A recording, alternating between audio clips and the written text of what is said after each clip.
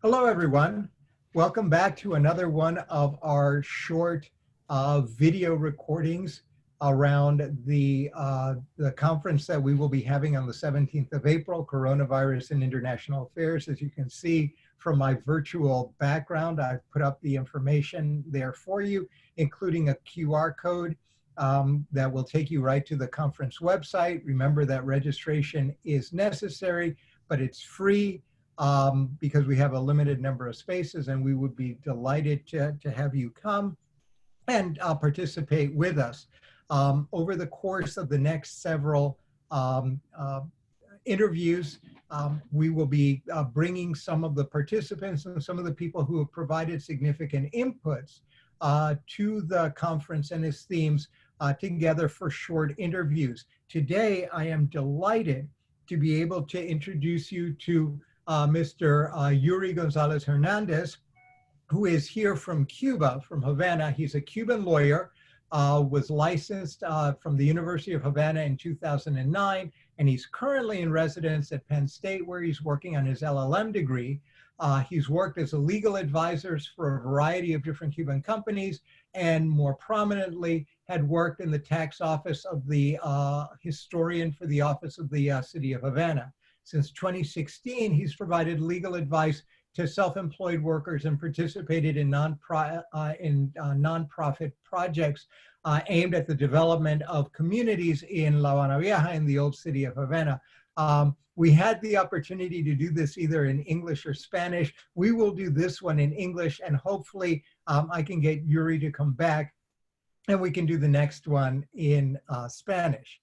And with that, I've got a couple of questions. Yuri has been working as part of this conference. Yuri has been looking at the Caribbean region, Central and South America, areas that tend to be overlooked, as the primary focus is, of course, on the larger and more developed states, European states, China, the United States. And so we wanted to take a little bit of time just to tease you a little bit with information about what is going on primarily in Cuba today, but perhaps in another interview we will delve more deeply into other countries in the region as well. So I want to start off, Yuri, with a question. Do you think that Cuba has taken appropriate measures to contain the spread of COVID-19 today? If you can go into a little bit of background on what they're doing and give us your assessment. Okay, well, hello everyone. Answer your question, Mr. Baker. I believe that Cuba adopted the appropriate measure to control the spread of the virus, but took them a little late because the situation that the world have experienced in this moment have been like a different consequence. And even a lot of countries didn't believe that it could have this magnitude. So Cuba was one of them because this measure, it wasn't taken like preventively, was taken once we have some cases in the island. So Cuba, despite the news coming from China and other countries, didn't take consistently the possibility that we can have the virus reaching our borders. So this demonstrates that we start to close the schools and different educational centers once we have like increasing the number of cases. So yes, Cuban government have like the appropriate measure, but not for preventing the virus. It's for preventing that the spread of the virus, that because it was increasing. So that's why now we have like a little high number of cases, but the situation in my consideration is going to be critical. Okay. Did Cuba close its borders at some point as it moved from a period of watching to a period of much more proactive action?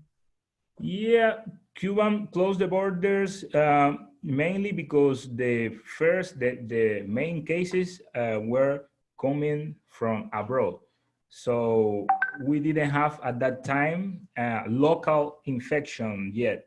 The main cases are Cuban citizens coming from Europe, United States, of Latin American countries, and also tourists, because it was like a high season of the tourists, and the main infection came from the tourists. But yes, when the government take this decision, Cuba have increasing the cases of coronavirus at that time. Right. Now, Cuba, unlike many states, at one point had agreed to take cruise ships that had been full of corona, either that had a small number of people with active cases of COVID-19 and with a number of other passengers that might have tested positive. Many of these cruise ships had been prevented from docking elsewhere. What motivated the Cuban government to do this, and how did they handle the cruise ships with coronavirus infected or positive passengers when they did arrive in Cuba? Could you tell us a little bit about that? Yes, well, it was like in my opinion, a difficult decision, because Cuba have always this duty about taking about the human life. So that is a result that this cruiser was requesting help from different Caribbean countries, and Cuba was at least one of the leader countries that offered this help. It was consistent in just receiving the cruiser in the island and on the harbor, and drive to the passenger to take the plane to the UK. But the thing is that at that point, Cuba still doesn't have this kind of preventive measure. So Cuba received these passengers and drive this passenger to the airport, but they didn't take the all protection measure for the people who were receiving this passenger.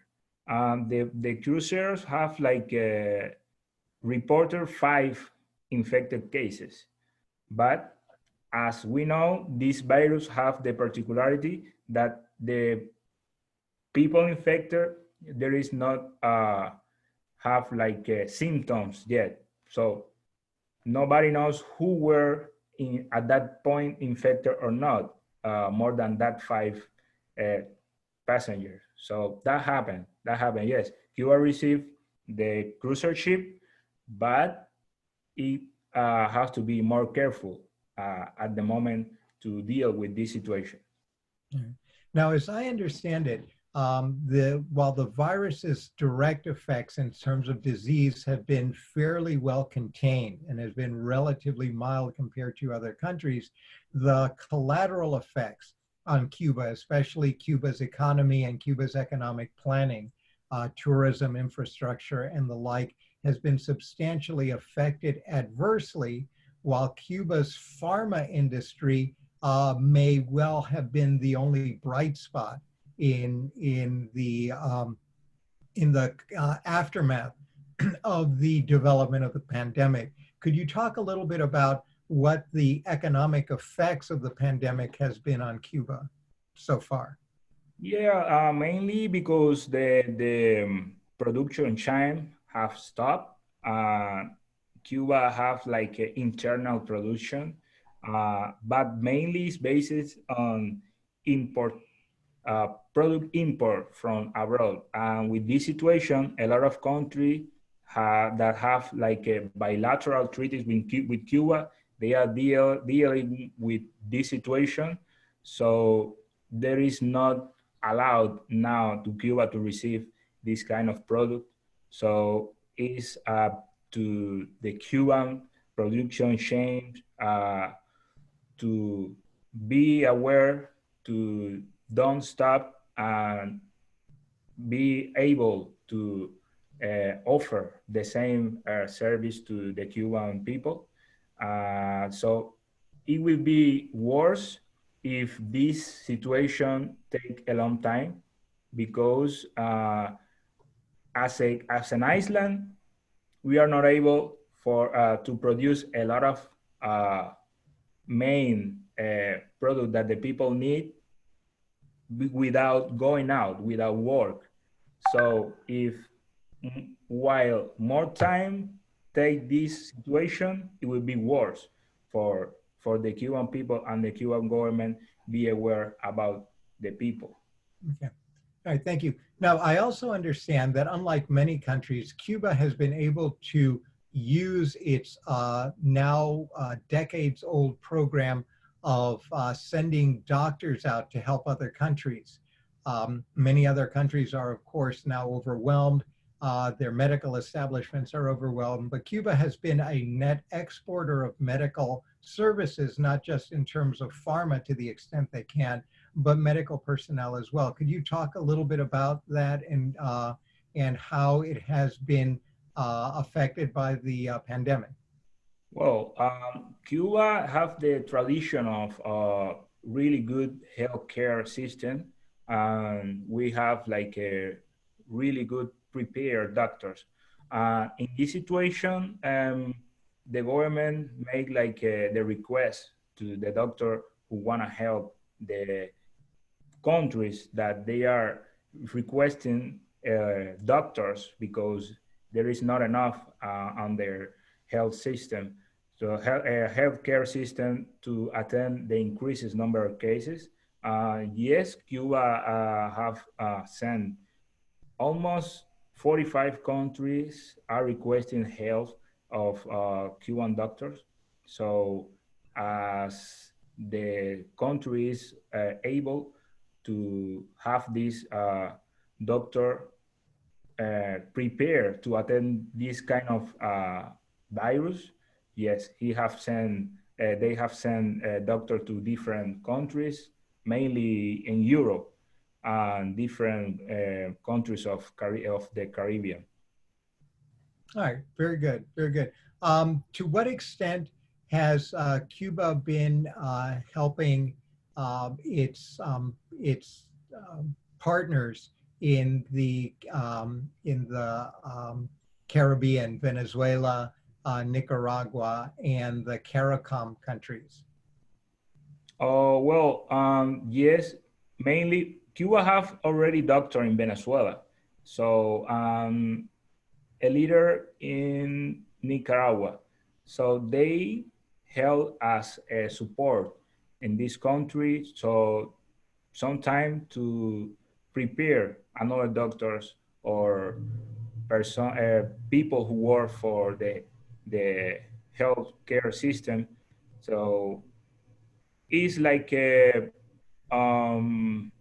this medical these people who work for the like a doctor, nurse, and other people who work for the healthcare system, they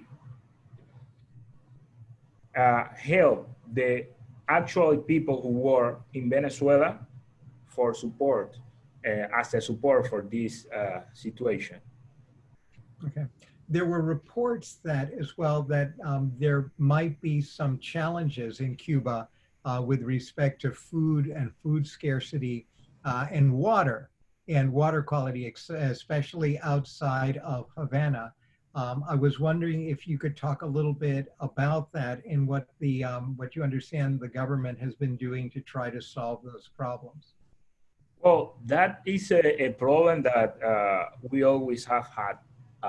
And now I think that the government has to be a little more aware about it, because the people have like a more necessity in this main living expenses. So yes, I think in another situation like catastrophe for hurricane and another kind of natural event, the government have been aware about it. But this situation must be one of them. So I think that they will be aware about it. But also, I know that there is people that have this kind of situation with the mainly with the water fluent system, because there is like a not up to date for every places of Cuba. About the food, you know, Cuban people have, we have lived in different situations since the 90s. So maybe this is another kind of situation that we have to deal with. All right. Well, there are a million more questions I want to ask you. I want to end with one last question for you now, knowing that both I and I'm sure that our audience would be very interested in talking more with you about some of these issues. And so my last question to you for this short interview is this. Do you consider that with the current situation in Cuba, that it is going to be able to eradicate or to meet the challenge of the pandemic within a relatively short period of time? Or do you think that the pandemic itself will last a longer period of time? Well, it's a really good question. In this case, is it depends more of the people the people need to be to need the people not to need to have like awareness about the current situation that the world is living. Um, Even though if the Cuban government is taking different measures, the people need to follow the international measure for preventing the virus. The main of this measure is stay at home. So there is not too much workplaces closed, mainly of the government. So the government need to be strict in this case. They already are taking this measure. So, for example, say, tomorrow it will be closed the public transportation in Cuba, but if they do that before, the people will don't be able to go to the workplaces and go out. Just in the cases that you need, for example, go out to buy some food. So yes, even though the Q1, they are promote the recognize the force of the doctor. They are going out every 9 p.m. to make an applause to the doctors and nurses and everything. But they have to encourage the people to stay at home. This time, this is not a time for holidays or for visiting the family or friend. This is the time for staying insulated at home. Is the only way for avoid the spread of the virus. And I think that the Cuban people need to be aware about it and take this like a self-care measure, because there's the main point in these cases. All right. Wonderful. Do you have any last points you want to make before we close up the interview? Well, I think that at this point we can see that the world have like once in the moment that I have seen in my life that is going in one direction, that we are fighting together for the life. So I think that this is the moment to think a little more about that we are human, and we have to play about the humanity of everybody and take care of ourselves and about the people around us. If we need, if really we need like a move forward but healthy. Just uh, I appreciate really good the work of the doctors, but in this case depend the doctor and also depend of ourselves. All right. Well, thank you very, very much. I look forward to your participation in the conference next Friday, the 17th of April. For those of you who are interested in engaging more with Mr. Gonzalez Hernandez, please feel free, go to the conference website. We have means of communicating with us, ask your questions, and participate by all means when we meet again on the 17th. Again, thank you very, very much. You're welcome. And we will see you soon. Okay. Thank you as well.